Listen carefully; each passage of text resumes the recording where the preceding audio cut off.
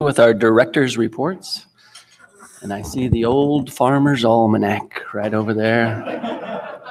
Well, I thought you were going to say you see the old farmer, which is also true. So we have Russ George with the Colorado River Basin.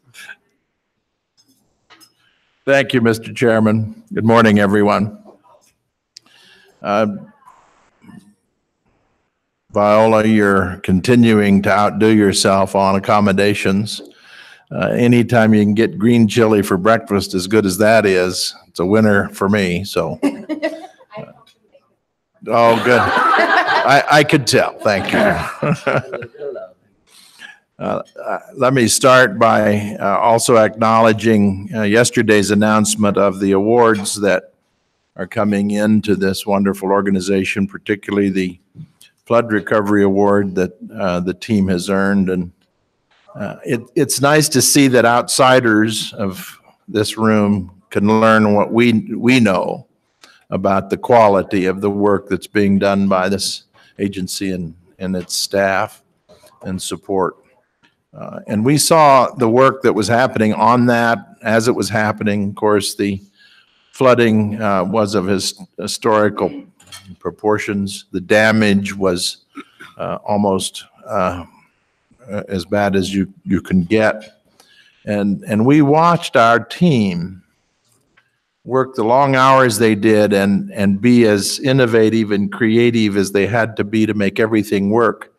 And by the time the work was done, it was almost impossible to believe that as much had been accomplished as had with all of the intergovernmental relations and relationships that had to be dealt with, and were in creative ways that I'd never seen before. So we know that. We've appreciated that internally because of knowing the team and hearing the details. But it's grand that the outside world knows that and recognizes it. So continuing huge congratulations to Becky and your team. It's just, it's an honor to be able to participate in your work. Kevin isn't here today. I didn't get a chance to tell him, but I'll say it again. Kevin Reedy winning the Conservation Award. Again, no surprise to us that folks from here are going to be recognized, and I'm glad to see it. And we know there's a high level of scholarship being done all the time, and Twee Patton proves that with her publication. And so kudos to her also. So in the Colorado River Basin, we're getting a share of moisture that the state is seeing with these storms this fall. In my front yard where my weather station sits, and of course it's always more accurate than anybody else, but in the month of October, I measured and accumulated in various storms 3.42 inches of moisture. That is, someone will have to look at the records to tell me it's not historical, but in my life it's historical.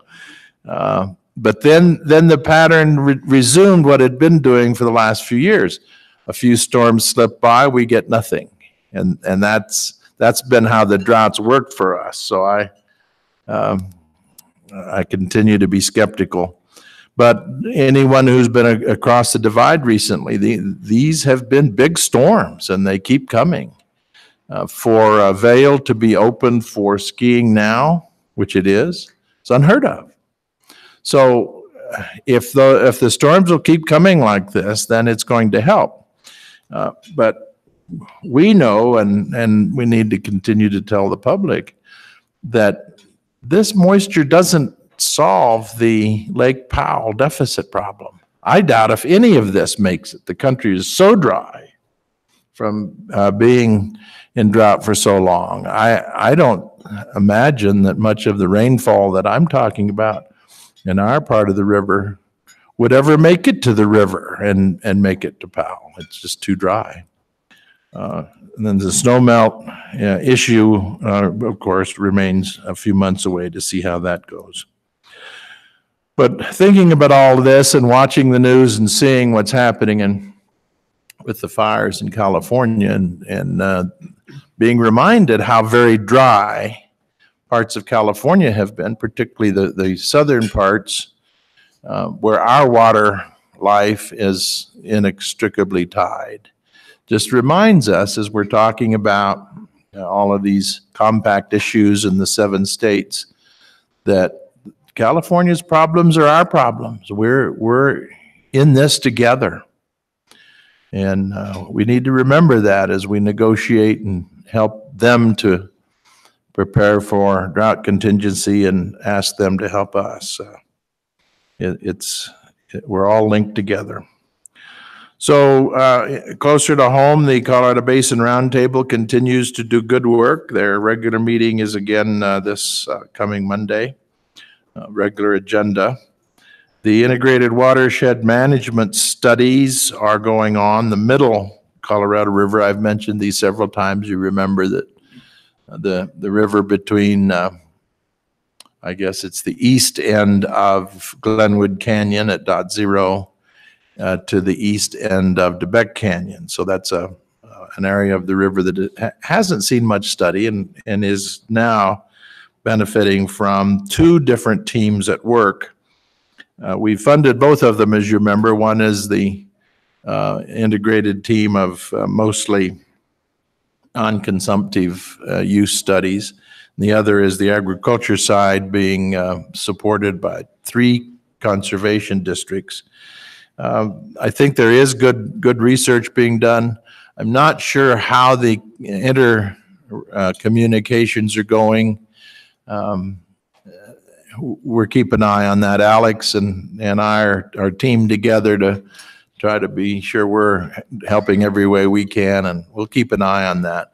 It's an experiment for us. When we funded the 2 separately, if you remember, there was some concern that it needed to be done separately. We agreed to that, but that's a pilot as far as I'm concerned, and the only way that's going to justify our decision is if they come together in the end and that the work product of both is interrelated.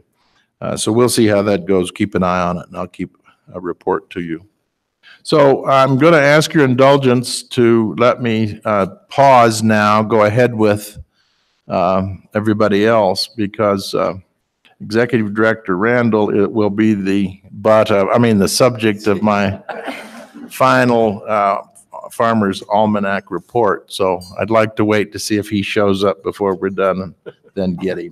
That's fair enough. I forgot to say at the beginning, since it's so close to Thanksgiving, I was wondering if you want, as part of your director's reports, if you would tell us one thing you're thankful for, at least one thing that you're thankful for. So if you want to do it later, Director George, that would be fine. Okay. I kind of caught everybody off guard there, but Director Hawkins, the San Miguel Southwest. Thank you. And Director George took all my thunder congratulating the staff for the award, so I will not repeat what he said, but just echo it. We know how hard you're working, and I know that it requires a lot of work up and beyond to do something like an official publication. So in our part of the state, we're also seeing some storms, a lot of rain early in October. We're seeing a little bit of snow in the high country now. And I guess I would just echo Director George again that it's not enough for us to feel comfortable that we can fill the reservoirs in our area next year. And it's certainly not enough to pull us out of the drought, but it's very nice to see it after a really dry winter and summer. Our roundtable met in October, and although we had a full agenda, I think the biggest item on the agenda was drought contingency planning and Colorado River issues. I wanted to thank Brent and Lane for coming down and speaking to the roundtable. After that discussion at the roundtable meeting, the roundtable formed a committee to start taking a little bit of a deeper dive into Colorado River issues, and we had the first meeting of that committee last week. And I think we had a really robust discussion about Colorado River issues in southwestern Colorado. I was really encouraged by it. Wanted to note that Carrie Paget did a great job sort of helping to present some of the basic information about the river to the group. But we've got people in our community that are irrigators that are really starting to take a deep dive into the issues. And I think that that's really encouraging. This stuff is complicated, and I think that we need to understand it if we're really going to start tackling it on a statewide basis. I think the other thing of note at the roundtable meeting, we didn't have a lot of funding applications, but we saw a couple of applications yesterday that had support letters from the roundtable. And the roundtable did decide to move ahead with sponsoring the San Miguel Stream Management Plan stakeholder process. So there is an application into the watershed funding from the roundtable to help that process move forward. We talked a little bit yesterday about La Plata County stepping up to sponsor work in the aftermath of the 416 fire. So I won't repeat that again today, but again, that's a big issue where I'm from, and to have folks sitting under a burn scar, I think is making a lot of people nervous as we're hoping for precipitation this winter. And then the only other thing I wanted to report today is that we have started having discussions with the support of the staff here for permanent radar installation in southwestern Colorado. And I'm just really pleased to see that coalition starting to form. I think it's something that we need to really start working on, and we'll look to our neighbors in the Rio Grande on how to put together this process successfully. And I didn't have a lot of time to think about what I'm thankful for, but since I have a 7-month-old who has been sick for the last month, I am just happy to have a healthy family and to have him here this year. All right. Thank you, Director Hawkins. Any questions for Director Hawkins? All right. We'll move on to the Gunnison River Basin. Director Anderson. Oh, are you? Do you want me to switch to someone else? No, we have Mike. We have mics. Oh, is on his presentation? Okay. Yeah. We can move to, are you ready, Director Trick? All right. We'll go to the North Platte. Good morning, everybody. So for my director's report, one thing I'm thankful for is that I don't need to be discussing an active fire that's either in our basin or nearby. So that's great. We did get some moisture in October, and there is some snow on the ground, and that's been really great. Jackie's map yesterday was very good news, just to see no red on that, so statewide. And just a quick note, so the Ryan fire that was up in Wyoming, it started in Jackson, but it spread to Wyoming. It was contained around the 18th of October. I think it topped out at about 28,000 acres. And they do believe that it was caused by an escaped campfire, but they're still investigating that. And the Silver Creek fire, which was not in our basin, but it was close nearby in Kremling, that one was also 100% contained, and it was about 20,000 acres. And the cause of that was stated to be lightning. So just another reiteration that I'm glad that we're hopefully done with fire season. I know they're not in California, and that's pretty scary right now, but thankfully we've got some snow. So I do have an update from the roundtable. So if you recall, there was a WSRF grant that we approved in May of this year for the airborne cloud seeding project in the Medicine Bow Range and the Sierra Madre Range that we agreed to partner with folks in Wyoming to do. And it was the cloud seeding project that they're going to be using airplanes to do that cloud seeding. So just as of yesterday, my esteemed predecessor on the board, Ty Wattenberg, and some others from the Jackson County Water Conservancy District went to Cheyenne for a meeting with the Wyoming representatives. They got to tour the development office and the plane and get a tour and see the planes that were going to be making these flights to do the cloud seeding. So that's really exciting. They're moving forward. The state of Wyoming actually also already has their permits, so they're actually going to start operating to do the Wyoming part of the project probably in the next couple weeks. So they'll be doing flights. The Colorado side, we still need to get our permit, and there will be a hearing on November 28th in Walden at the Mountain Parks Conference Room for this purpose, and that's required by the weather mod rules. So they still have to get their permit, but once they do that, they can start flights probably within a couple weeks, probably 10 to 14 days after the hearing. And so hopefully we're expecting the hearing to go well and everything to go smoothly, and then they can start operations for the cloud seeding project. And Ty also wanted me to mention that they're very grateful for the in-kind match that CWCB put into this project as part of the grant to do the radiometer, which they're going to put on top of the North Park High School. And that's going to be part of the meteorologist tool that will tell them how much water vapor is in the air so that they can forecast when the best time to do the flights is going to be. So it's part of that. And Joe Busto has worked really hard on that and provided that for the in-kind, and we're very grateful for that and to Joe. So that's exciting. We're excited about that in the basin. I think it's a new project. No one's really tried it a whole lot before, so we're anxious to see how it goes. And let's see. They did have a meeting on October 23rd, and Greg Johnson was there to give a SWASI update.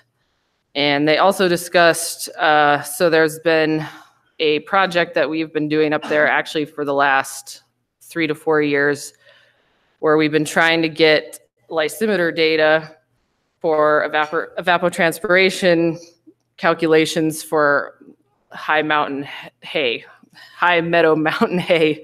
The lysimeters actually haven't been working. They've, coincidentally enough, they've been sitting in my father's back field, one of his fields, for the last 3 years. We've been trying to get them to work. Wendy Ryan has been working really hard on that. Something was wrong with the manufacturing or the device, and so they've been out there for a while. We haven't gotten good data, but I'm happy to report that we actually got data this year. Wendy has worked really hard with the company from Germany that built these lysimeters to get everything fixed. And so we've got money in the grant that is still there to do the project. Unfortunately, it's going to run out next year, but we'll probably be coming back to ask for an additional funding round just so we can get more data now that the lysimeters have been actually working. So, and I think that's about it for the roundtable news. They don't have another meeting date set quite yet, but stay tuned for that. And finally, we're appreciative that Kevin Ryan and Aaron Light from Division 6 are going to be meeting with representatives in Jackson County tomorrow. So we're thankful that they'll be able to make the drive up there and meet with folks and discuss some of the waste issues that were brought up yesterday.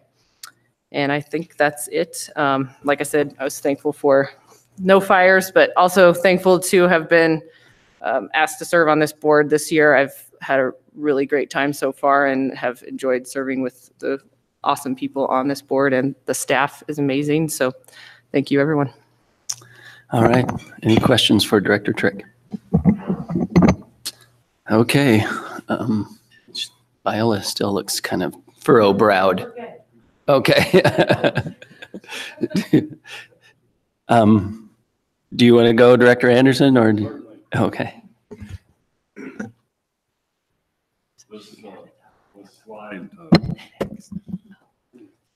shows Blue Mesa Reservoir this fall. It's going to reach the lowest point it's been since its construction. Give you a frame of reference. This is what it looked like in 2007. This is a slide of the beach at Ridgeway Reservoir. Ridgeway is actually in better shape than Blue Mesa, but the upper storage in that is pretty shallow, so it drops off in a hurry. For the first time since 2002, the Uncompahgre water users used all their available storage. In fact, we borrowed a little over 3,200 acre feet from Blue Mesa. I could have solved this by opening the valve at Taylor Dam, but nobody wanted to see that happen. So we borrowed the 3,200 feet. We're in the process of paying it back with the releases, and we won't accrue any additional storage in Taylor Park till that's been accomplished. The Gunnison Basin, it was a tough year everywhere. I didn't have to look very far to find somebody in worse shape than our project. Particularly tough on Surface Creek and the Cedar Edge area, and of course up the North Fork, where they had record-setting drought essentially. Change the subject some. Couple of WSRF grants that the board approved. One of them was for the Nellie Creek toilet. I'm happy to report that that mess is cleaned up, and there's a new composting toilet at that location. And it was a combination of efforts from a large number of groups. The Upper Gunnison Conservation District and Forest Service, and everybody got involved to fix up that mess. The other grant that I might address just a little bit is the grant for a watershed study in the Upper Uncompahgre. They are doing some modeling. The Uncompahgre has been modeled before, but when you try to include the Lower Uncompahgre and the Upper Uncompahgre with Ridgeway and the unknown releases that we demand, the Uncompahgre water users demand on that reservoir, it becomes pretty difficult and pretty cluttered. So this time the effort is to model it down to Ridgeway Reservoir. A couple other things that they're doing in that study is they're going to look at very preliminary geotechnical studies for Ram's Horn Reservoir. This was originally part of the Dallas Creek project and was cut out of it at a later date. It is a storage vessel on Cow Creek. Cow Creek joins Uncompahgre just downstream of the reservoir. The other thing that's part of that is they're going to do some designs for the private priority ditches in the Upper Uncompahgre, and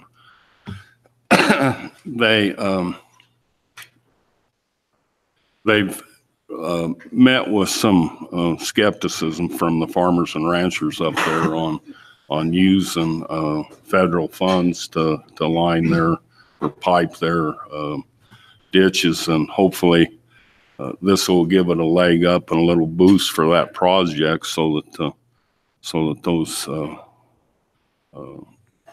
canals and ditches become more efficient. As I said before, that's also a boom to us, because we're the first recipient of any conserved water upstream on the Uncompahgre. The other thing, and I think Becky mentioned this yesterday, is the snowtails, additional snowtail sites in the upper Taylor Basin. That's a big boom for everybody involved in Taylor Park. Our releases are governed by the Colorado River Basin Forecast Center that relies on those snowtail sites for their forecasts. The Gunnison Basin Roundtable will meet this coming Monday. Another ground note, both my association and the Boss Street Park Association received WaterSmart grants for telemetry installations. Boss Street Park's going to use theirs to put essentially remote control on Silverjack Reservoir. We're going to use ours in conjunction with Division 4 to put telemetry on 8 of the spills from our project, 7 of them on the west side and 1 on the east side. This is going to allow the water users to view that information in real time. In the past, we've had the old Stevens recorders there, and it was basically a tattletale history that wasn't actively used in the management. So I'm looking forward to having that to assist myself and the other managers on our project in controlling our water. You can, we've visited all these sites several times, and it'll take the better part of a day to get to each and every one, and to have that information live on my cell phone is going to be a real asset to us. I thought I'd turn the discussion to the Gunnison Tunnel. I've spoken of Taylor Park here and the diversion dam for the Gunnison Tunnel. It was constructed between 1905 and 1909 by the Bureau of Reclamation. It was designated a civil engineering landmark by the American Society of Civil Engineers in 1972. In 1972, I was working as a chuck tender in the Crystal Dam diversion tunnel, and I was in there on a Saturday helping the survey, and I come stumbling out of the one heading on the tunnel and run right into the governor of Colorado, and his name escapes me at this time, but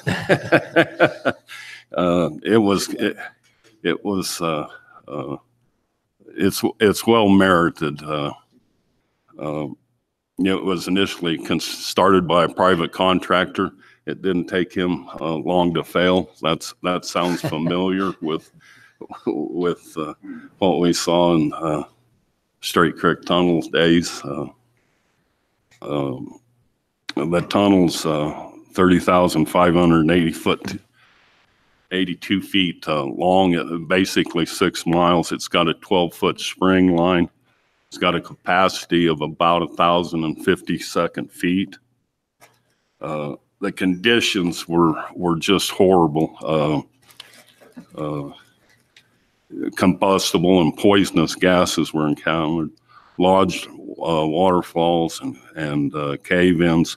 The average tenure for a miner was less than 2 weeks. Wow. To access the east portal, they constructed a steep wagon road. In order to get any equipment down there, they had to let it down with block and tackle. in December 1906, the tunnelers on the west heading, it was driven from both directions. The tunnelers on the west heading hit an underground pocket that shot 40 feet into the heading, knocked the tunnelers from their machines, halted work for 6 months because it was just unbearable. It's a hot section to date that we always call, and they had to sink a shaft to get them some air where the human being could work in that. I've got some slides here, and I'll just run through them. Whoop, wrong direction. That's the entrance in the Gunnison Gorge to the tunnel. There's the method of hauling the muck out of the tunnel. This is a picture of the line section. These gentlemen here, the man on the left is my father, Harold. Oh. The guy in the middle is an employee, and his name escapes me this 5 minutes. The guy on the right is Charlie Malin, and Charlie was a water master for my father. This was taken in the 60s and 70s when they went in there and relined a portion of the tunnel.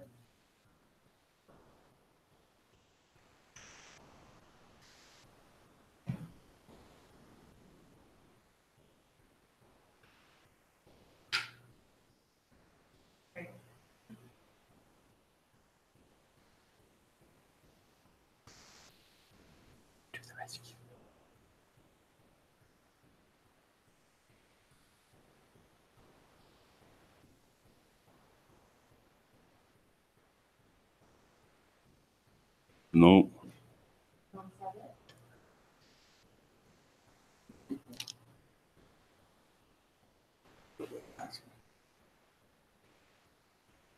Yeah, there are.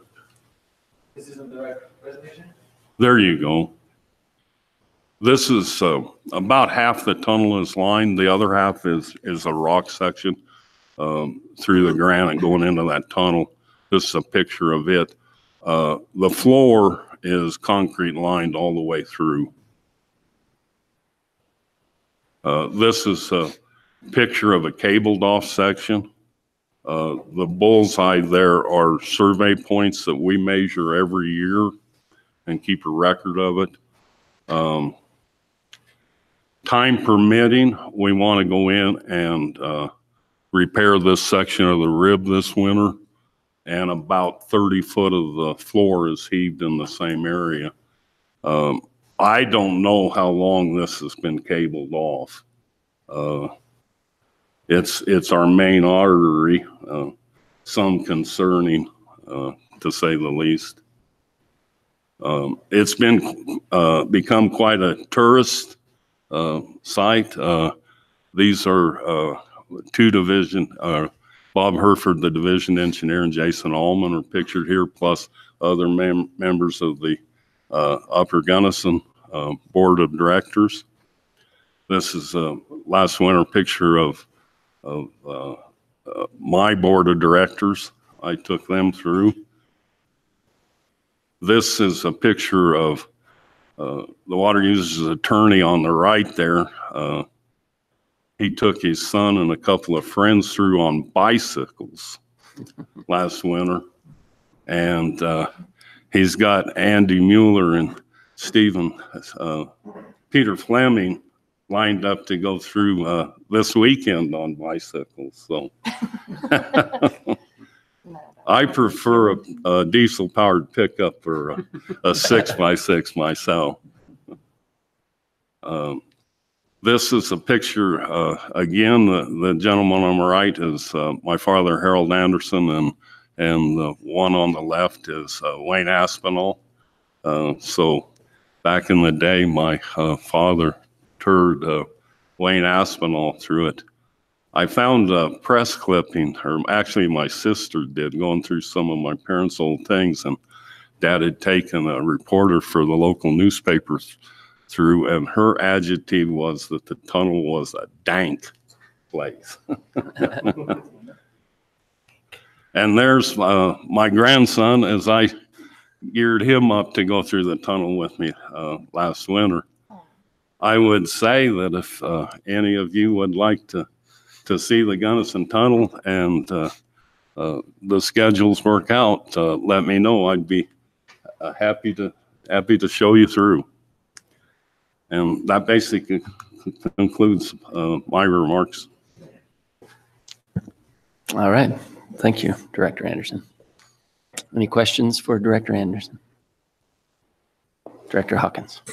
What's the capacity of the Gunnison Tunnel? How much water can go through it? Capacity, it's 1,050 second feet. All right. Thanks, Director Anderson. Now it's my turn, I guess. So it's good to be here as always. And I wanted to thank staff for the invite to the tap-in event. It's the first time that I went to the tap-in event, and it was good. It was interesting. What was that laugh for? No, and I learned something. I learned that if you wear black and you're by an automatic toilet, it flushes several times. So it made me really happy because our call is on the river downstream. So if I could get everybody to wear black, and that's why this morning I thanked Celine and Curran for wearing dark clothes, because we can always use a little bit more water downstream. They looked at me kind of funny when I said, thanks for wearing dark clothes.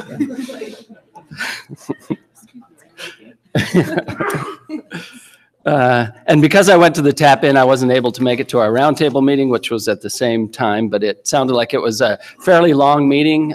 We meet in Longmont, so this is probably the fourth time in 13 years that I've missed a roundtable meeting, so it was kind of unusual, but we usually meet in Longmont, and this one happened to be a little bit long. There was a lot of discussion initially about the Groundwater Technical Committee for Gilcrest, and there was some concern from what I understand. I haven't got the full report yet, but there was another recharge pond proposed in the area, which wouldn't be good for the Gilcrest high groundwater. It is downstream, but in that area, when you put even water downstream, sometimes it backs it up into the Gilcrest area. So we might want to look at that a little more closely. Some other news: the Central Colorado Water Conservancy District had a bond issue, and it passed. So if you remember, we approved some loan money for Central and their sub-districts, and part of that was that they were going to get some funding from this bond issue, and it was a $47 million bond issue, and it passed. So Central, on their Walker Recharge project, will be able to go forward on that. So we're pretty happy about that. On some other news, tomorrow will a smaller committee of our South Platte Regional Feasibility Study, which we approved as a grant application, will be meeting with two consultants that submitted RFPs to us. So we're hoping to choose one tomorrow and go forward with that project and hopefully get that contracted before the end of the year is our hope, and get going on that. Another issue that came was in the Republican River, and Kevin might be able to speak on this a little bit more, but the Republican River, there is some legislation that came out of the interim committee to expand or include a few more wells in the Republican River Water Conservancy District. And some of those wells have augmentation plans in the South Platte Basin, and we're required to get augmentation plans in the South Platte Basin. So they're right on the edge of the Republican River and the South Platte Basin. So some of those farmers that have those wells are concerned that those wells will have to be in two separate basin plans and pay to both basins. So that's a concern to some of those. So there's some discussion happening around that. The reservoirs in our area are doing well. And so we're about 60 in our lower area. We have 6 reservoirs: Riverside, Empire, Jackson, North Sterling, Pruitt, and Julesburg. And we're about 63% full overall. And actually, Julesburg has reached its winter fill. Jackson has reached its winter fill. Pruitt, we're right at close to our winter fill. So it's Empire, Riverside, and North Sterling. And Riverside is currently drying the river. Andrew, could you bring up my other link on the email? Not that one. If you just go to Lower South Platte Water, so lspwcd.org. lspwcd.org.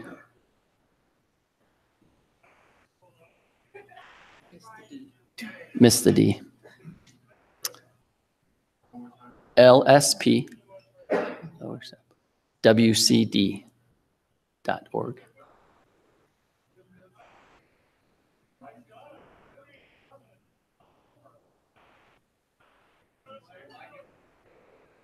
There, click, yeah. There you go, that one. And then if you'll, on the left there, it says current river conditions. And then if you hit districts 1, 2, 8, and 64. I don't know if you can expand that a little bit, maybe not, but there you go. So, and scroll down just a little bit. So at the Kersey gauge right here, it's 876. You can see the diurnal flows at Kersey, and they were a little less last night because Heather said that she left her sink on for me all night long. Yep. So that diurnal. No, go back, Andrew. That really wasn't what I wanted to show. So there's a call on the river right here at Riverside, 1907 call. So they're drying the river at Riverside. So Empire and Riverside are both filling their reservoirs with over 300 CFS at their reservoirs. And then if you scroll down a little bit further, Andrew, so there's no intervening diversions in here except Jackson is keeping a small head to keep their reservoir level because they seep a little bit. And then our reservoir, North Sterling Inlet Canal, has 422 CFS. So again, this is my return flow story. So in 60 miles from Riverside Reservoir, drying the river completely, in 60 miles, we have 422 cubic feet per second. So that's almost 7 cubic feet per second per mile that it's gaining in that stretch. And that happens on the river, throughout the river. So that's how important return flows and recharge are to our area to fill our reservoir. We're about 31% full, so it takes us pretty much most of the winter to fill our reservoir. We'll run under ice and we'll run in pretty tough conditions to get our reservoir full. So we will get our reservoirs full on the South Platte this year. If you want to scroll down a little bit further, you'll see some other ditches now. Julesburg Reservoir diverts from the Harmony #1 ditch, and they have reached their winter fill, so they're no longer diverting for storage. But there's some ditches in here that have picked up Pawnee Ditch, Snyder Ditch, and these are all for recharge purposes. Normally, prior to 2003, they wouldn't have run any water in these ditches, but now they're recharging. And that's what I was talking to you about, how the Division of Water Resources, your people, have to keep track of all these flows into these ditches. But then from these ditches, there's usually 10, 12 ponds that are being filled that they have to keep records on too. So there's just a lot more information that they deal with.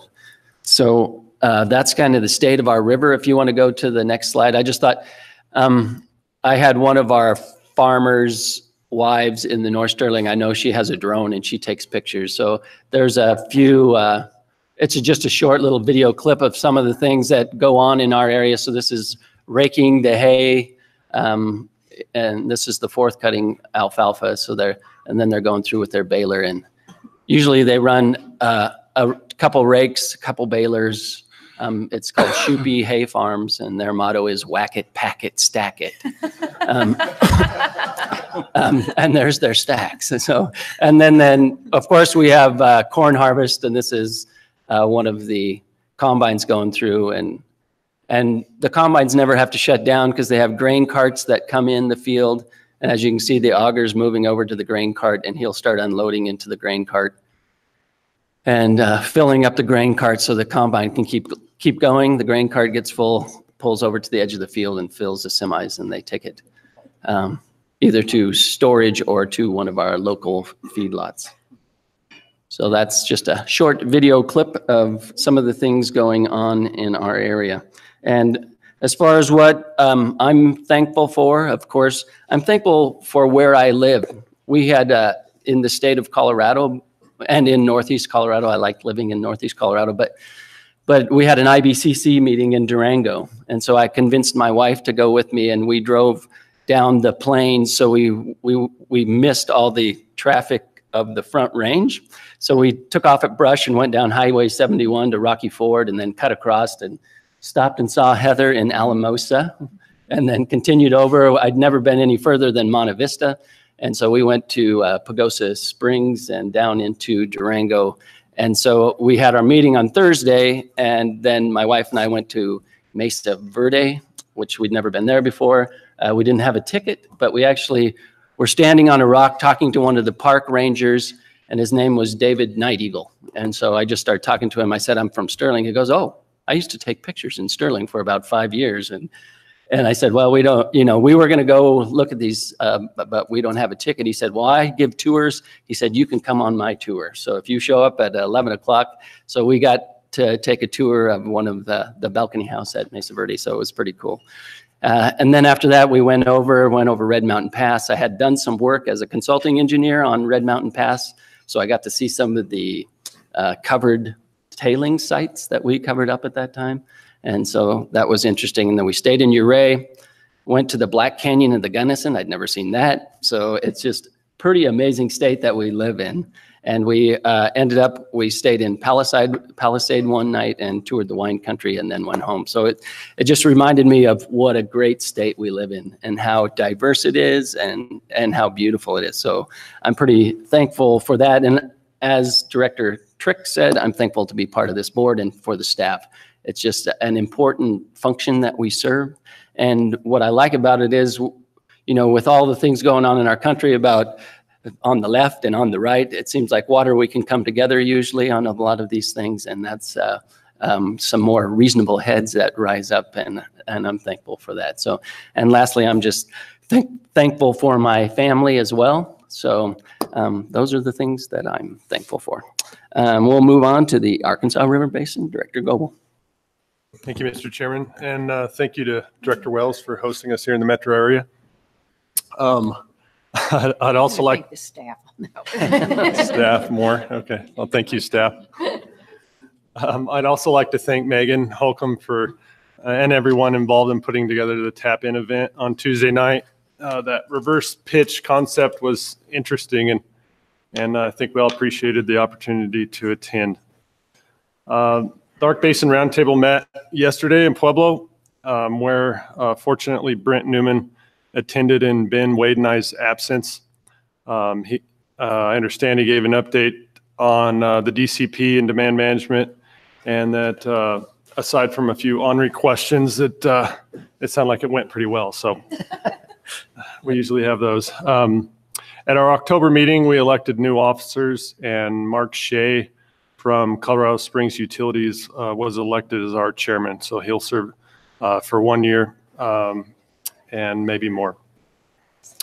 So we had some really good news recently for my part of the basin down at John Martin Reservoir.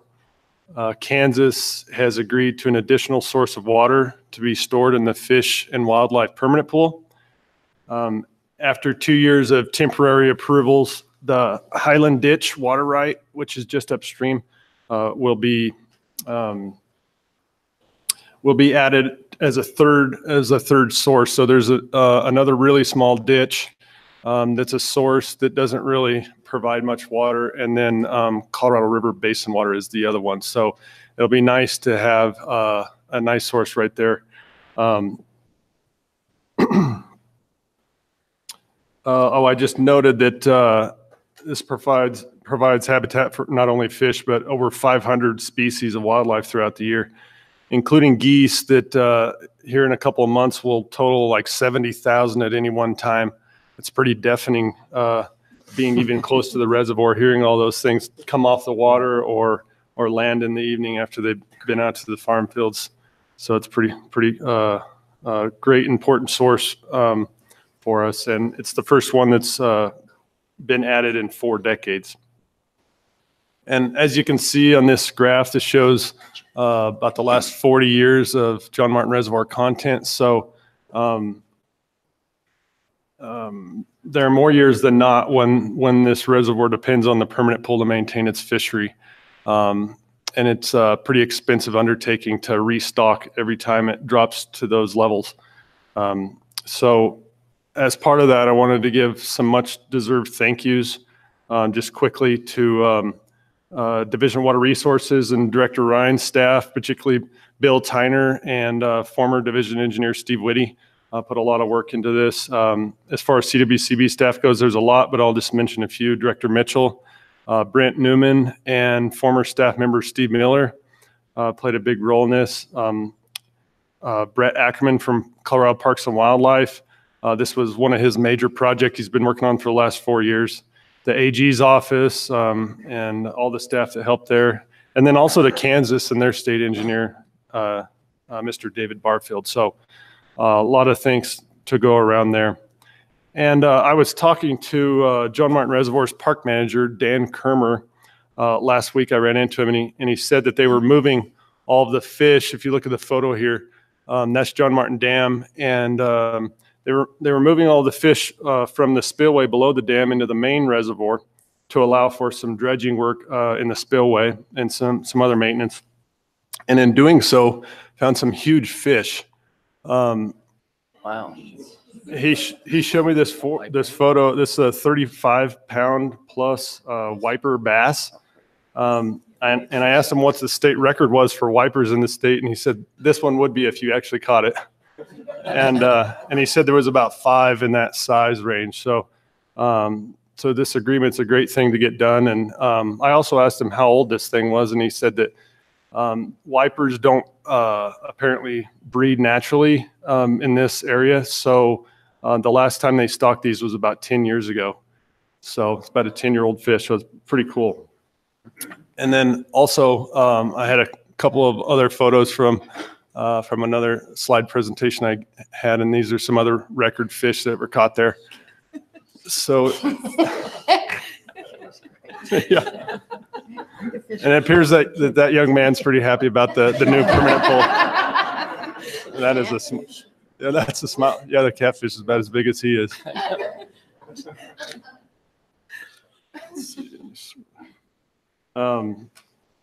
So getting ahead of myself. So the Arkansas River Compact Administration will hold their annual meeting between Colorado and Kansas December 6th and 7th in Garden City, Kansas. And Director Mitchell will be attending as one of the 3 Colorado representatives on that administration.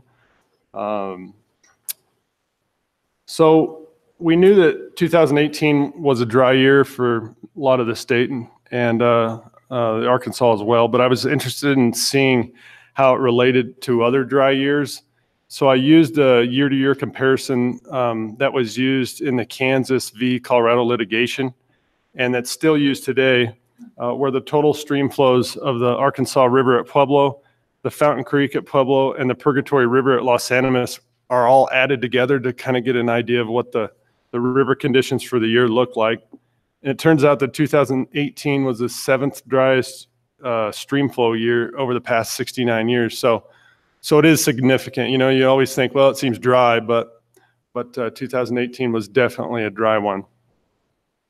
And with that being said, we are looking forward to a wet 2019. And I know that we saw this map yesterday, but it's just great to see. And I know we're really early in the game here, but we sure love to see all that blue and hope it continues. So, and I guess just for Director Yon, I guess I'm thankful for a lot of things, but in particular, my family's health. So thank you. All right. Thank you, Director Gomel. Any questions for Director Goebel? All right, so we have the City and County of Denver, Director Wells. Yes, and while the Water Watch report gets drawn up, I think I'll start with what I'm thankful for, which is really quite similar to Director Yan's slightly different emphasis, I think. I'm not changing my choice now, even though you stole a lot of my thunder. No, I'm very grateful to live in Colorado, and as Director Yan said, particularly being able to be involved in water issues, which are really important and crucial, but by and large, people, smart people who treat each other with respect, work on these issues, and we're usually able to get to where we need to go. This board always comes to the best decision, and that's something to be proud of. So I'm grateful for that. I'm also grateful that in Colorado, everyone can vote. We make it really easy to vote. And perhaps you don't know, Colorado's voter participation percentage in 2016 was second in the nation. So I'm thankful for that, because I think that's the way things ought to be run. Are we ready for the Water Watch? Okay, well, that's okay. I have some reports to make where maybe it's not all that great. Gross Reservoir, Denver Water, well, the Fish and Wildlife Service received a notice of intent to sue over the biological opinion for Gross Reservoir, which relates to, I know Jay's shaking his head, up in the Fraser, above Denver Water's diversion structures are green lineage cutthroat trout, and a species of concern or whatever. We're trying to protect them. And one of the reasons they're there is because the non-natives below the diversion structures can't get at them to eat them or intra-transgress, or whatever that word was, with them. And so the biological opinion actually doesn't require fish passage, because you don't actually want fish passage. So I think that one we should be okay with. On the same day, Gary Wachner sent a letter to the Corps of Engineers, not a formal notice of intent, but saying that they should do a supplemental EIS for all these reasons. And so Denver Water has hired an outside law firm to help with the litigation. Unlike Northern, who their plaintiffs are being represented by the DU Student Law Environmental Center, Denver Water's opponents are being represented by a law firm in DC, also with an office in Fort Collins, a guy named Bill Eubanks. And this is all they do, is bring NEPA lawsuits. So we got the A team on our case. I also want to refer to the tap in presentation on Tuesday night. It was really interesting. The good news is that one of the reverse pitches was to try to find a way to detect lead service lines while they're in the ground without having to be dug up or test the water or all that kind of stuff, which if anybody can do that, that would be fabulous. The bad news was that New Belgium Brewing Company is a major supporter of Gary Wachner. So the slide came up and it was Gary Wachner's thing on the website, you know, the naked bodies with Save the River, that photograph came up and I thought, oh, this can't be good. At any rate, so New Belgium gives them substantial funding every year. So I need to have a conversation with them at some point. And the other sort of difficult thing is orthophosphate. As you know, Denver Water was ordered by the Water Quality Control Division to put orthophosphate in its treatment plants, thereby putting phosphorus in all the service lines in our service area, which there are 300,000, but also into the environment, into lakes and streams and reservoirs and other places where additional nutrients are a really, really bad idea. The alternative to that is pH, which Denver Water would prefer to do, enhanced pH. Where it stands now is that Denver Water has proposed a 10-year replacement program for lead service lines, of which there are 58,000 in the service area. And to spend money and to get money from others and to work really hard to get that done. That's a monumental undertaking, extraordinarily expensive and difficult, but the way to actually deal with lead service lines, along with enhanced pH.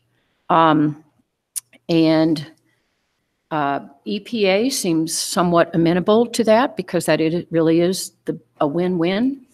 The division, they're still struggling. If we can't do all the lines at once, what happens to those who are in year 10, which is the way any long-term program is. You can never do it all at once. But the other side of that is that either orthophosphate or enhanced pH will keep the 90 percentile, that's at 4 parts per billion, and the action level's 15. In addition, there is actually no current blood lead level problem in our service area. So we're still working on trying to bring a little common sense to this issue. And, maybe we're making progress. So, but I'll let you know. We are, in the meantime, installing equipment at Foothills Treatment Plant to be able to put orthophosphate in our water. Hopefully, it will be a lost investment. Okay, so Water Watch report. This is the usual report. And let's see. Oh, thank you. I don't know if I can. Is this the light thing?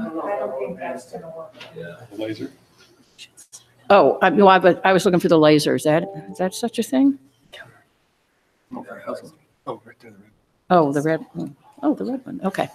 Well, you can't probably see the table, but basically storage overall is at 80%. Historic mean is 85%. So, okay. The daily use, and that's the bottom, and I want you to, this is September right in here. Let me make sure that's right. I can't get my own to, oh, shit. Hold on 1 second. Well, I just froze my, oh no, there it goes. So, yeah, this is September, and you'll see it's over average. I'll demonstrate that at the last slide in this thing, but recently, maybe a couple of months ago, Denver Water got a letter from an organization in Grand County stating that our water users were using more water than normal, and that Denver Water should put all its water users on mandatory restrictions because the water in the Fraser was warm, which was, of course, true of every river in Colorado. But the point that I want to make is the sort of misuse of they're using more than normal. As you can see, the temperature was a lot. Well, you can't see the temperature, but September was warm, which I'll show you. But what this slide does, and we publish it every week, is show the historical average, and then on a daily basis how much was used. So it's not more than normal, and it's certainly not more than normal on a per capita basis because the historic average is over 5 years, and we've added, I would guess, 30,000 people maybe into our service area. So normal is an average of cold, wet, dry, hot, all those days. But this chart is what led to this suggestion that we should put people on mandatory restrictions. Okay, thanks, Andrew. We have tended, so the blue line is this year, and you can see the historic median. That line has been following the dry scenario, which is the red dotted line, since July. It may be moving up toward normal for the rest of the year based on some cold weather and some rain in the metro area. Okay, next. I think you can skip the next one. Yeah, just skip that. Yeah. This is this chart that we do, which is precipitation. We're in a new water year. And so there's the little worm on the left-hand side, and it's got its head up. So this is good. This is a good thing. I think it was 2 years ago, wasn't it, that line was flat? Was it 2 years? There was no precipitation at all in October and November. I can't remember when that was. So this is good. The first one's the South Platte, and the second one is the Colorado. Same thing. So, we're just at the beginning. It doesn't mean it'll last, but it certainly is nice for now. And this is the snowpack levels. That bottom line at the bottom of the shadow is 2002. I think that would be but at any rate, so that's the same thing. It's just, you can see snowpack in contrast to, or similar to precipitation. Okay, next one. This is the one that I want to talk about, precipitation and use. You've seen this before. The blue is the daily use coming out of the treatment plants. The orange is the daily temperature. And the little black dotted line in the middle of the orange is average, long-term average temperature. And this is September. It was really, really hot in September and way above normal. And if you look through the course of the year, there are a lot more above average than there are below average days, which we know, of course. We know that it's warming, but this is on a daily basis kind of average. And you can see, based on this, people did not turn on their sprinklers until the end of May, and they have clearly turned them off. So basically, people are using water wisely, consistently, but you can't, when you have warming and growth, you're going to see some of those lines edge up a little bit. So that's the end of my report. Thank you. All right. Thanks, Director Wells. Any questions for Director Wells? We'll continue on to the Rio Grande. Director Dutton. All right, thank you. Thank you all, everyone who helped put this meeting together. It's been really great. When I get to start my day in Denver with Monte Vista potatoes, it's a good day. And thanks, Megan, for putting together the tap-in event. I thought it was really interesting and fun, and I really enjoyed the food. It was really great. That must be my theme this morning, geez. But anyway, thank you guys all for working really hard to put these meetings on and for coming prepared with really thoughtful and organized reports. And I know it's a lot of work for all of you, and it doesn't go unnoticed. And so some of you are getting awards, but all of you deserve awards in my eyes. So thank you very much. So heading down to the Rio Grande, Wolf Creek Ski Area opened on October 13th. It was the first ski area to open in the nation. It was the second earliest opening ever for Wolf Creek. And so that was really exciting. And yeah, you could feel the excitement in the air, that first big snow. And so we're all very hopeful.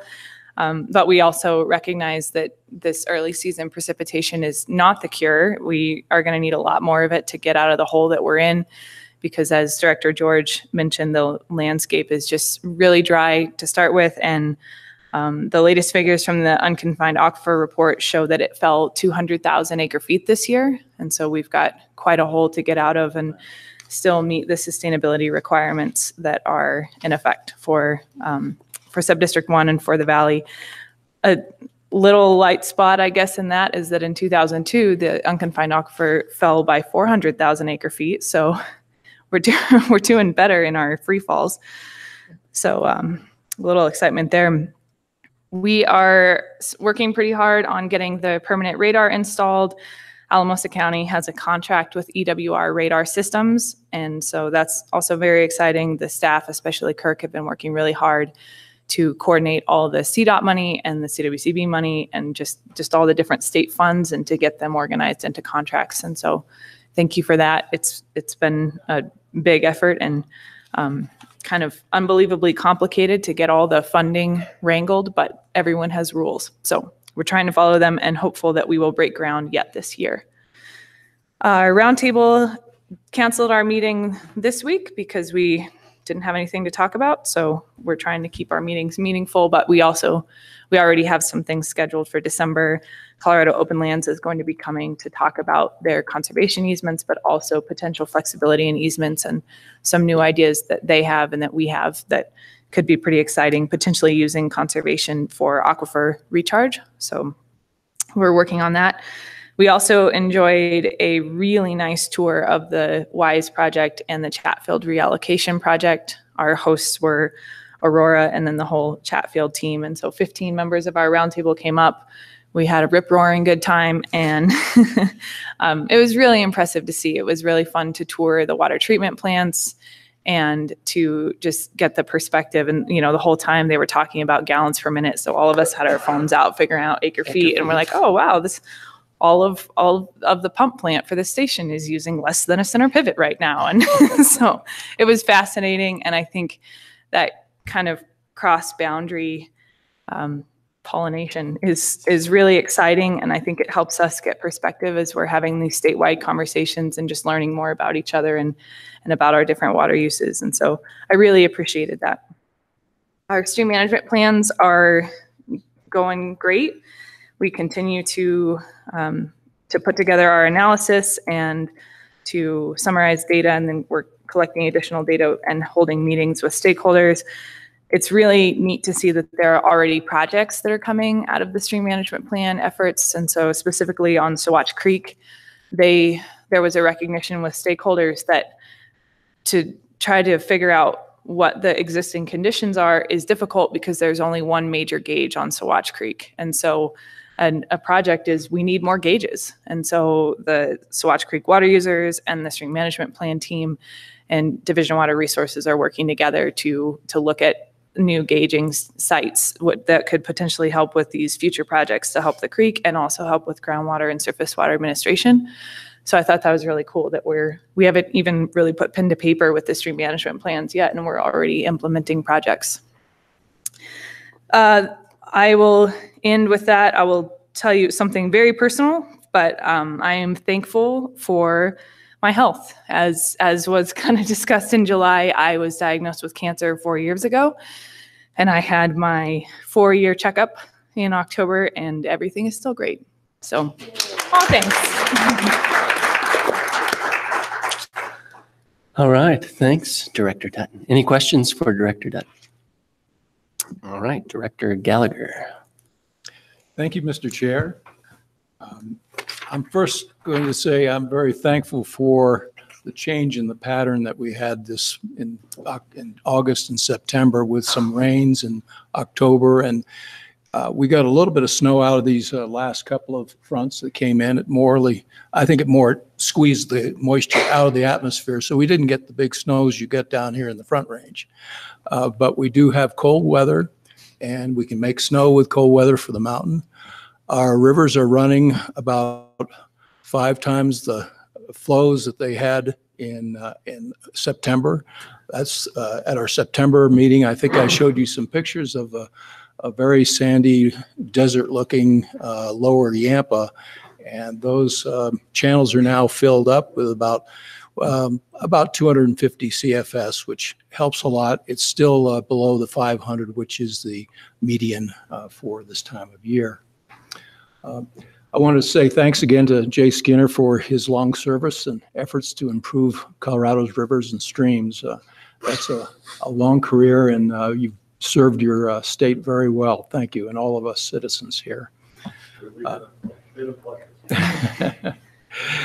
Also, again, congratulations to Kevin Reedy for his recognition in water conservation efforts. Kevin has been a real educator for all of us throughout the state, whether we live in rural cities or whether we live on the western slope or whether we live in metro. So his efforts are really being carried on out in all 4 corners of the state. Also, it's a big thing to get published, and TWE patents really come up to be able to publish with the USGS documentation on the floodplain mapping in the South Platte. That's a real achievement, and I hope you put that on your CV. The Yampa White and Green Roundtable met last night in Craig. Want to thank Jim Pokrant of the River District, who came up to present on the drought contingency planning and also on demand management policy. I've learned this morning that a couple of roundtable members continue to express some concerns about some of the language and have offered a few words of additional language, which I expect to receive later this morning, and I'll review those with staff. The roundtable also considered two grant applications last night and approved those grant applications. First is the Upper Yampa Watershed Group and the Upper Yampa Water Conservancy Group district requested basin funds to determine the causes of increased algal occurrences in the Upper Yampa watershed. Much like we think it might be a similar sort of situation that they've experienced down the White River, but maybe have different causes. So they're going to be looking after that and bringing that to us probably in January. In addition, the City of Steamboat Springs has requested basin funds for matching their stream restoration grant request to begin reforesting selected breaches of the Yampa River corridor above and below Steamboat. And that should help reduce water temperatures, which have placed these waters on the state's 303D impaired waters list. The Integrated Water Management Plan is also moving forward. The consultants have met with ag stakeholders and water commissioners in the 4 identified river segments. And they've identified priorities in each segment and have developed scopes of work to address these priorities. Those would naturally be improving diversions that currently impact river connectivity and fish passage, improving headgate functionality, and installing measuring devices, which I'm sure Director Ryan would like to hear. Also very important to this is educating water users about water rights and water rights administration. I think that the CAWA grant might help in that process as well. Also understanding the role of return flows and the potential impact of the irrigation efficiency measures on those return flows. Last night's meeting, the roundtable also held its annual elections with 3 seats up for consideration. The new members are Ken Brenner, who represents the Upper Yampa Water Conservancy District. He's currently the president of the Water District. Deidre McNabb, who's ranch owner along the Lower White River with an at-large seat, and Brian Hodge of Trout Unlimited for the environmental representative seat, vacated by our good friend and colleague, Jeff Blakesley. Jeff also served on this board for 6 years as the Yampa White Green representative. I want to thank Jeff for his dedicated service and valuable contribution to our basin and to Colorado's grassroots water planning process. And with that, Mr. Chairman, I end my report. All right. Thanks, Director Gallagher. Any questions? Okay. Well, now that Director Randall is back, Director George can finish his report. I was so concerned that I was going to miss the report from the old farmer. I was stressed out getting here because I thought I might miss it. You haven't missed the important part. Thank you, Director. So for those of us that were here yesterday and heard Director Randall give his executive director's report, you could tell that something had him especially cheerful. And he kept teasing us sort of that some big announcement at the end. So by the time he finished his report, we probably had gone mentally on to something else, but he hadn't. And so he made this wonderful announcement about the use of executive order powers to do something for pollinators. And as wonderful as that is, and as important as pollinators are, it seemed to me we probably showed less enthusiasm than than the issue and he were entitled to. And so I felt bad about that. So I thought, gosh, I need to do some research and figure out how to fix this. So I went to my major research source, and which you know is the original Farmer's Almanac, useful with a pleasant degree of humor. And so I thought there should be something in here about bees that we could honor Director Randall by reading about. So here we are. This is for you and your pollinators. The bee's life is like a magic well. The more you draw from it, the more it fills. So the story, and I'm going to just excerpt a little bit. Telling the bees, a swarm of facts, folklore, and traditions. For thousands of years, human beings have shared a special bond with bees.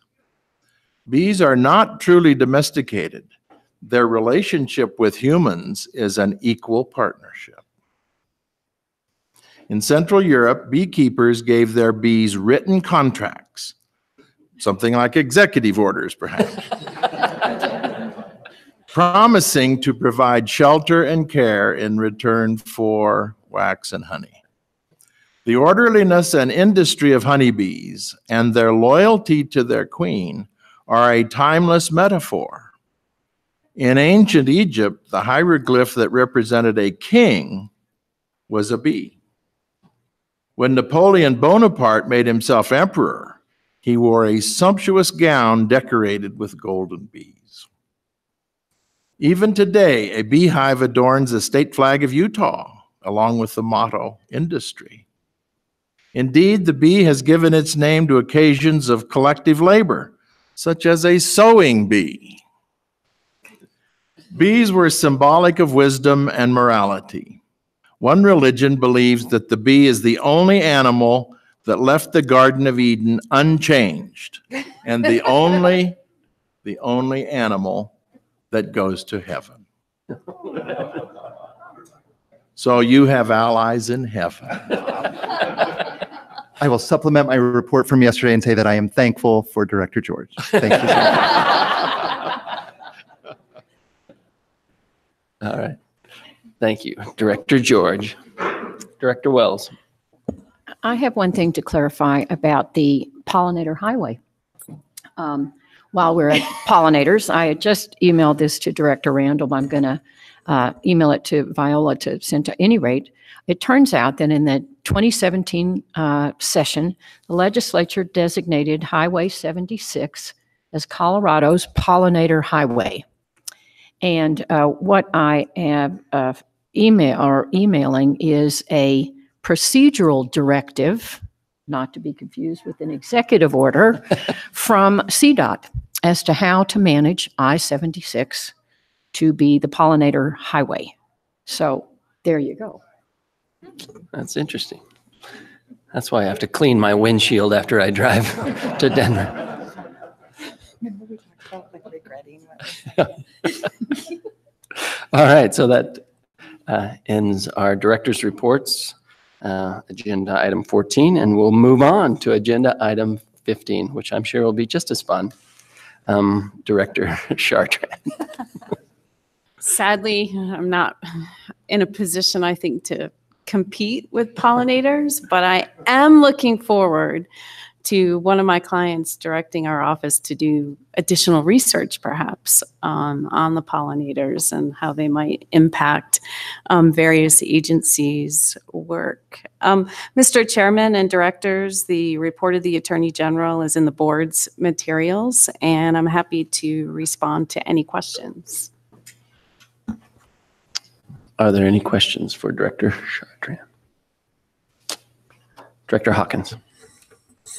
I just wanted to note that the new format for the report was helpful. It was enjoyable to read about some of the other DNR issues in the Attorney General's report. So just wanted to give you that feedback. Thank you.